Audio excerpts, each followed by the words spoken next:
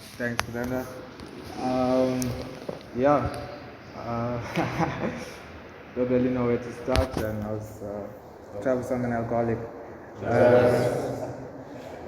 So yeah, just really grateful to be sitting here and having the opportunity to share for my 1 year, which I never thought was possible. And yeah, all I can say is thank you, God. And I can mean that now, whereas before, that wasn't the case at all. So, hugely owe this to my higher power and this program.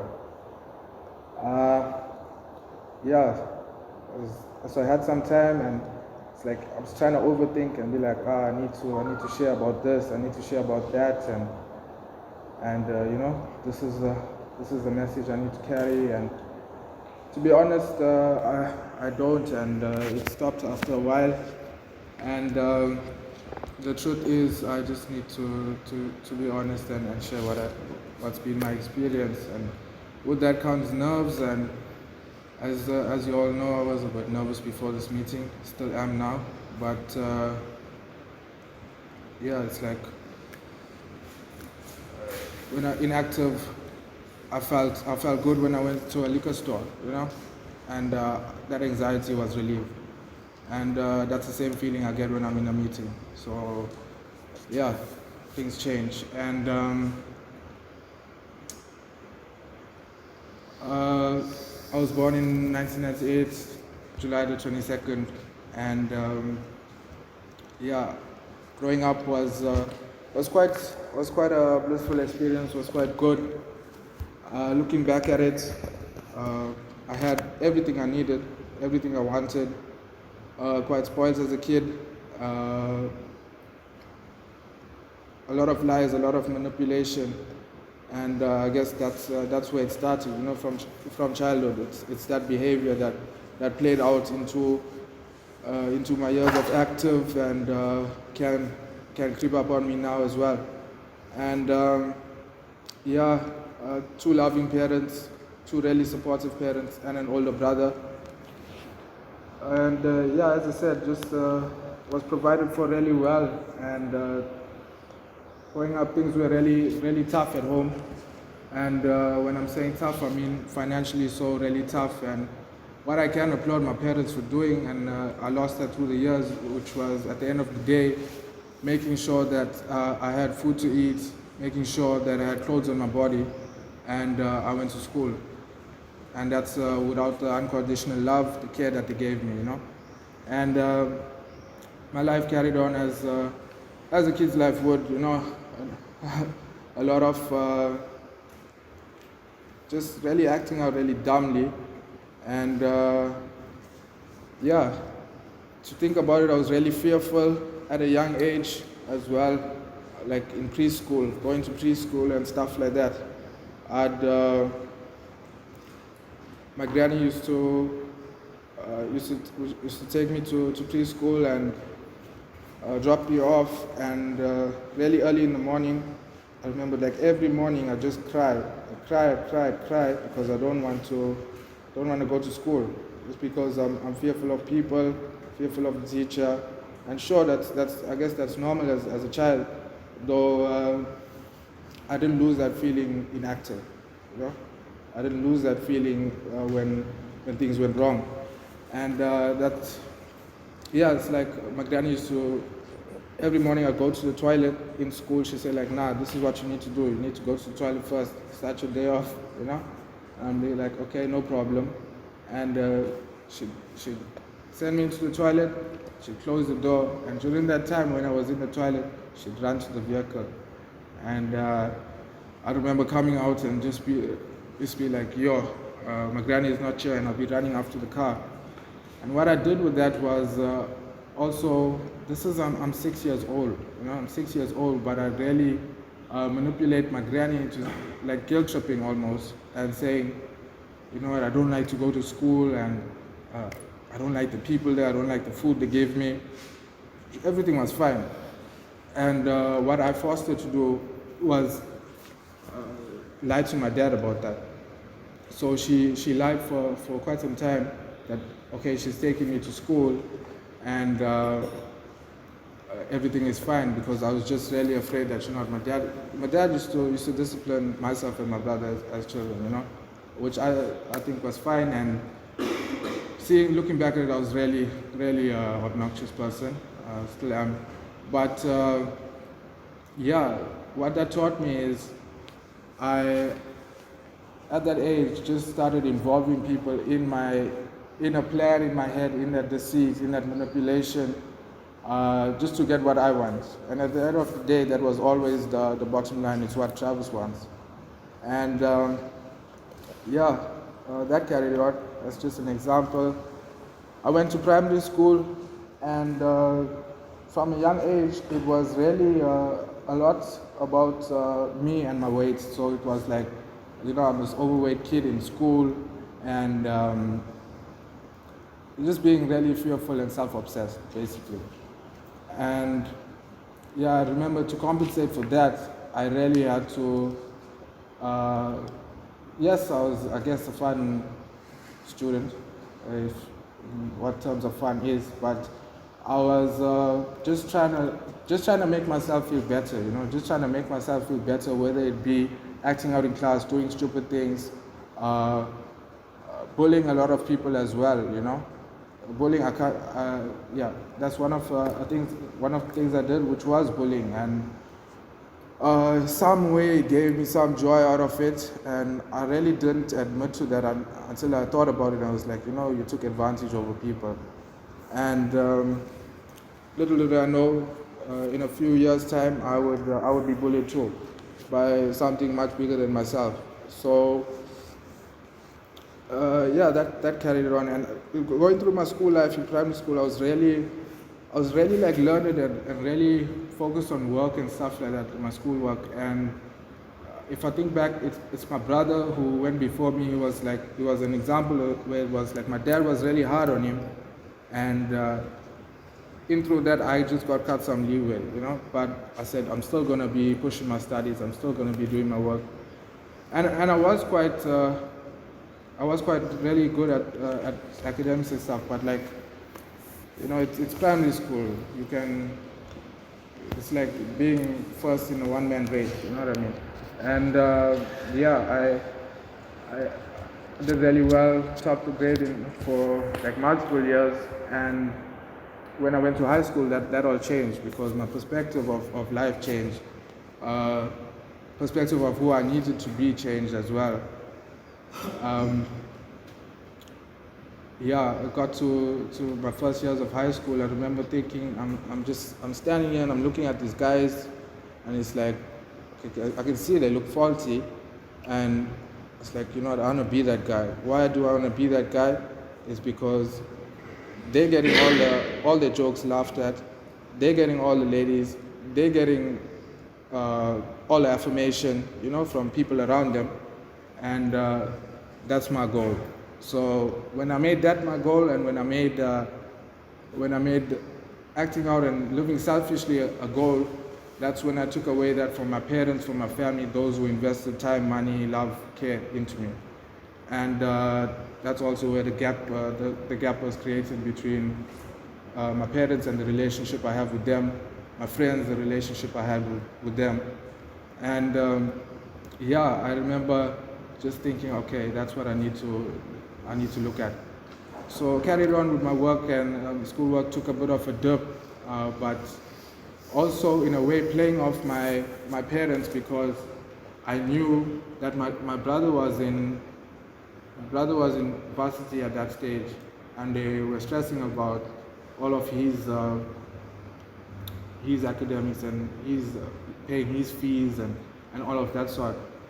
And what I did with that was use that to my advantage, because I just get good enough marks, or good marks, and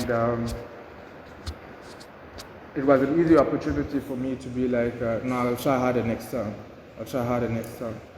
And so at the age of around like 12, 13, that's when I picked up my first drink, and I can never say I've been a year sober since then, So that's why I sit here today, and like really I stood in amazement. And I remember looking at it like, okay, schoolwork is getting done, family are fairly satisfied, and this is the perfect opportunity for me to be who I want to be, I guess, or just grow as I should. And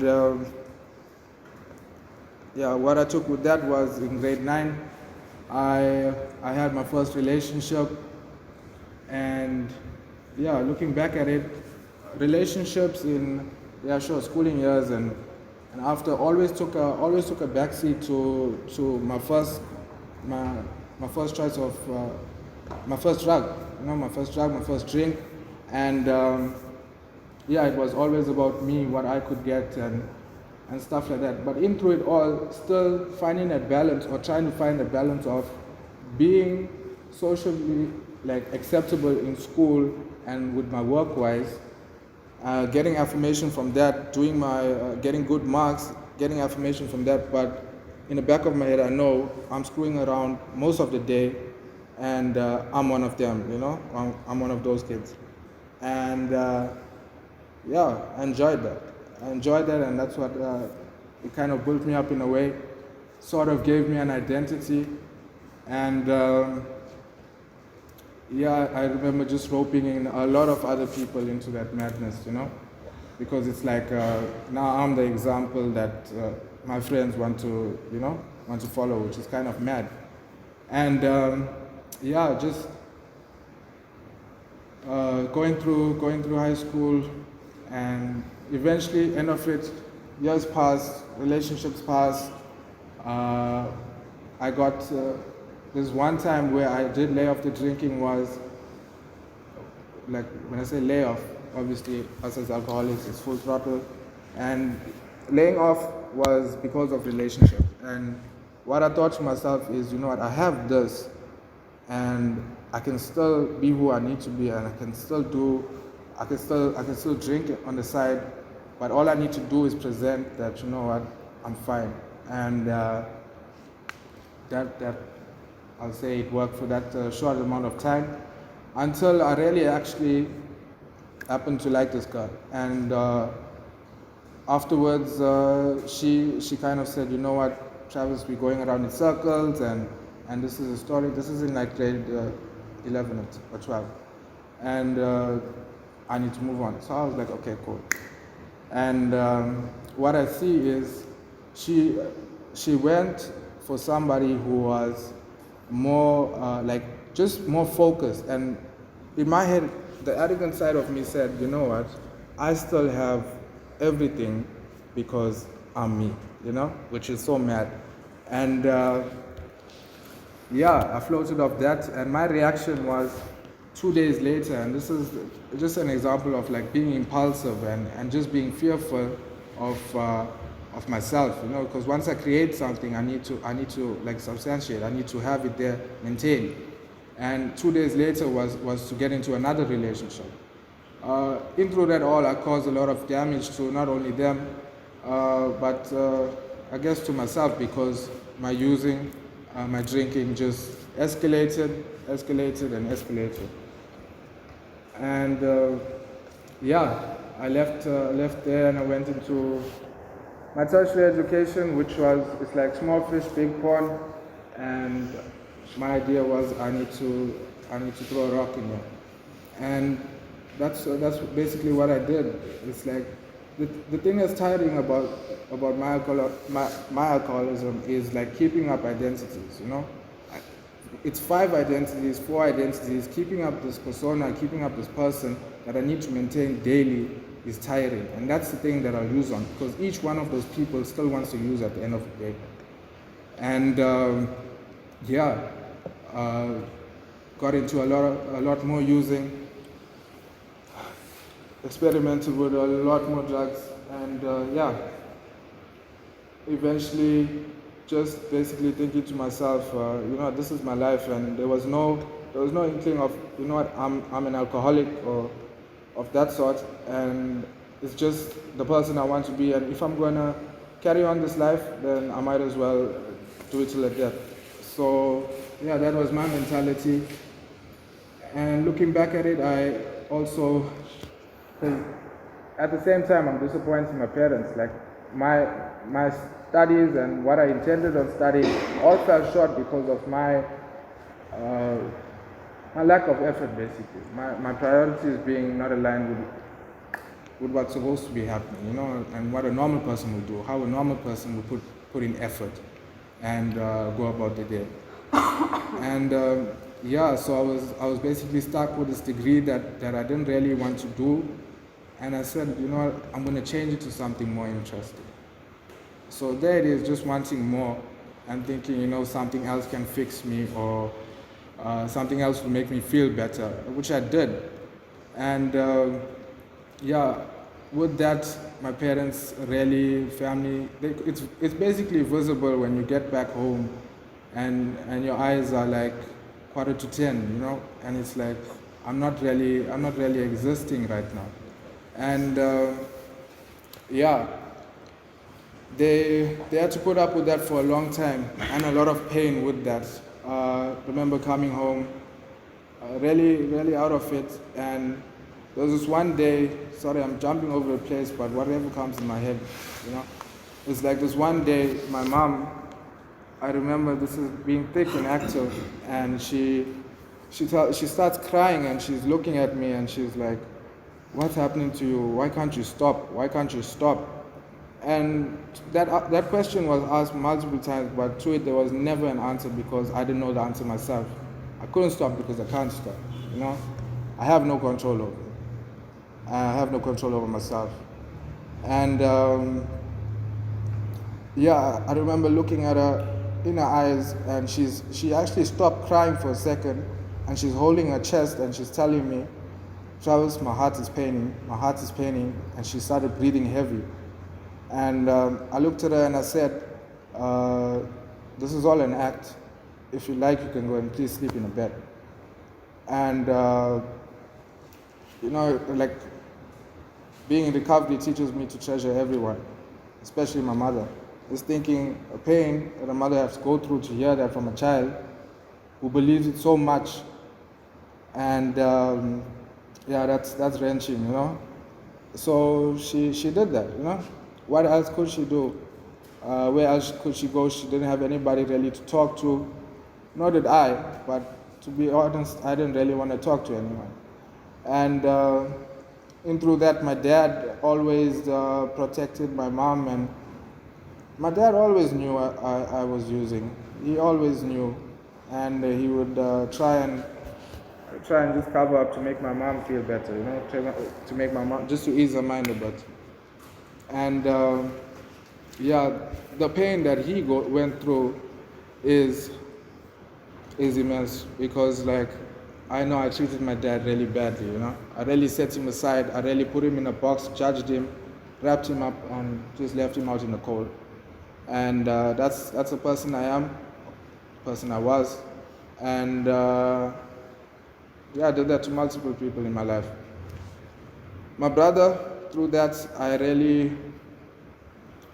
it was a relationship with my brother that was really distant, or it was really close at the start, but then it began really drifting off. And at least now I have the chance to rekindle that, though, I would expect, as an alcoholic, I would expect a lot. I would expect him to be there and be fine with things, to message me. I don't need to message you, you need to message me. I would expect him to, when he comes down, give me gifts or take me places. I would expect that. So much so to, like, just a couple years ago when I went to Johannesburg, and I remember all I wanted him to do, and this wasn't the intention, I didn't want to see him at all. All I wanted him to do was pay for my ticket, pay for my festival ticket, and let me be there, let me stay there, let me get really wasted. And I'm an alcoholic who uses and manipulates people at a whim, and then shows no regard for them, And where it goes, what it comes down to also is like, really, through through my active, didn't really care about anybody. There's no feeling of empathy, compassion, anything of that sort, you know. It's like my family are there just to support me, or just to provide me with a house, basically, just to give me what I need. And that's not the case, you know. And that's where I end up taking their care for granted. And I go back to my family, because if I look at a circle of people, they're the closest people that I hurt the most, you know.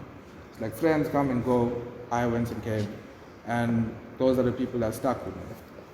And my drinking got severe to the point where really I'll be in a group of people and totally silent. And yeah, I can do that at times now as well, though. Just standing there, fearful to talk, don't really want to talk, just being totally drawn out, separate and apart, really anxious. And the only solution I had was alcohol, because it made me feel free. I danced in my head. I was fine, you know. My day carries on. The next day it's the same. And that's my pattern. And really, it became very, how should I say this, like disgusting to the point, because people would look at me, and I can clearly remember this, like my best friend looked at me, and it was like, wow, what are you doing? Are you really in that space, you know? Because like now at least I can have a fucking shower, you know. I can get ready, I can get dressed, or I can be presentable, and I can actually try to speak. Whereas before, it's just that what alcohol did to me was just draw me down into that dark pit and keep me there and cover it up, you know, just cover it up daily. And where my disease took me is a lot of judgment, a lot of nights awake, and in through that begins madness. And with madness, I begin to believe a lot, you know, because I really rely on myself, and that's also a pattern where it's like I can do everything through my own strength. And if you need me to get out of the house, I'll get out the house. Guilt trip people by walking out the house before you even get to an argument. And the thing about that is, if I look at, and if I say, where was God in all of this? God was always in that, because I remember a few times just being lost out in the world, being wasted, and my dad would know exactly where to pick me up from. How he'd know, I wouldn't understand, because that's not a sort of place where he would find himself, you know? And I guess anything I don't know is God, you know? And on the topic of God comes in my stint that got me into treatment, that got me sober, and that keeps me happy. And really resentful towards anything towards a higher power. I remember going to church at a young age, and just being there for being there, because my family is there and I need to be there, you know? I'm not going there because I actually believe what's saying. I'm just going there because y'all are here, and I guess I need to fit the bill there, and I need to be there. And in through that, developing a deep resentment towards God, like towards my childhood. It was fairly fine. Nobody really knows what's happening. You just go to church, you sing a couple songs, and then after that it began. Because when God left, it's when I came in, and it's more of what I wanted. I can't really be trusting in a higher power if I'm going to be this way or be this type of person. This person is not associated with God, and that was my thought.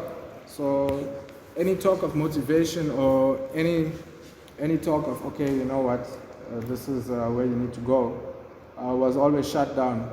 Shut my mother down, my grandparents down, everyone. And at the end of the day, I like what was said in another meeting recently. It's at the end of it, you'll always be reduced to prayer and meditation. When I heard that, I was like, yo, And that's true, because when my alcoholism got so severe that I couldn't think, talk, or act in any type of way, God was there. And I remember myself being really not sleeping, just being insane and going in 30 different directions about what's happening, driving myself up the wall, being mad. And that's where, when God's not in that hole, then evil comes into that hole, Then lies come into that hole, manipulation comes into that hole. And that's what filled me. And the thing about that is, it festered into my mind, and it became my reality in a way that all I saw, I would be so paranoid about things. I would be so paranoid, so scared, that I would walk around the house. Yes, I just used, but I'd walk around every day. I'd walk around the house in each room. I'd check the window, or I'd look out the window, I'd look at the mirror, and I carried on and on and on and on. And whether it be sounds or whether it be anything, it was just insanity. It's a lot of evil shit, and that's what I was faced with. That's my reality, and well, at that time, that was what I was faced with, which was being in a battle in my head of doing the right thing and not doing the right thing, And it's almost like active addiction alcoholism was like this creature on my back, like just pulling me down. If I looked at myself in the mirror, I was just pulled down by this. And at the end of it, I really insane and really not of sorts, began harming people around me, whether it be my friends and my family.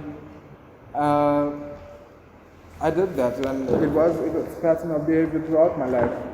But so much so that it came to the point where I did that to my own parents, and that's the thing that sticks with me. It's like all this other harm I caused, all the violence, all of that, I harm my parents, Insane, wake up 2 o'clock in the morning or whatever, and take a knife, go to their bed while they're asleep, and begin to attack my dad, Attack my dad, and he fended off and stuff like that. But I remember just being so scared, because in my head, these people wanted to kill me, It was like a whole lot of, it's a whole lot of madness. That's what my disease does. It just convinces me of everything ill and makes me believe it to the point where I act on it. And then, I did that. And I remember my mom just being so fearful, and she's looking at her son and thinks, what's in him, What's in him? And it doesn't, when I look at it now, I did that sober. I did that sober like 12 years ago. My brother was in the kitchen, and siblings always fight, right? And I remember just thinking, you know what, he was kind of teasing me and taunting me in a way. And what I did was, at the kitchen, take a knife again, put it through his throat. Second time, I did the same thing. And that's me with no alcohol in my body, That's me just plain sober, and that's the person I am. So it doesn't surprise me that it came out, but the way in which it did really hurt a lot of people, including myself. The next day after that happened, I went into treatment. I went into treatment, and that was probably the best. It's not my decision; it's God's decision. It's probably the best thing that has and will ever happen to me, is me getting sober right now. I was sent to psych ward and for assessment, and I went back into the treatment center that I did my program at, and there I found recovery, and I found myself in a way. Looking through it, just a lot of baggage of the past, a lot of just ill-minded behavior as well. Just if I could let that go, what that process allowed me, it's like baggage, letting that go and realizing how heavy it was, it makes a big difference, It makes a huge difference, and it allows me the chance to live. This program has given me everything, and not just God. I know the only reason I am an alcoholic is because I needed a connection with my higher power. But more than just life, this program has given me just the ability to see things for its good, Whether it's people, whether it's places, music, It's like now I can sit down and I don't need that party atmosphere, or I don't need anything throbbing in my head to have a good time, I can just relax a bit and listen to sound like Phil Collins and Michael Bolton and stuff like that, and be genuinely happy with that stuff, because I realized in those quiet times is where I find gratitude, and that's what the program has given me, is gratitude. Not for my life, but for the life of others around me as well. Relationships have been restored in a way, and that takes time because of all my actions that has happened in the past. So one thing is hope, which I never had before. Hope is a huge thing for me because in active there was no hope at all. It was always desperation. It was always, how do I use, where do I use, who do I hurt, And now I don't have to do any of that, but rely on a few steps that keep me sober, talk to people that help me stay sober, and pray every morning, So that isn't too bad, and if I can do that, then I can really do anything. If I think about it, dreams and what I would think, I always would fantasize about things, and even in active be at some stage I'm going to stop drinking. That day was never going to come. And now if I dream, I can actually say, this is a possibility, And that's again with hope. And that's again with my higher power. With it now, I'm living in a small beach town called Scorpio, which I'm from this area, And simple things like taking in scenery and being there, which I never took it off before, was actually breathing and living. And that's what alcoholism did, which was take away my life by not allowing me to just be free in the world and actually accept and appreciate just the finer things in life. Air, trees, people, the beach, It's almost like the air is lighter, and it just feels surreal, I would have never have thought I'd be sober for a month or a week, and I can actually say I'm sober for a year. And that's not any of my own doing. That's the doing of my higher power and my higher power to people.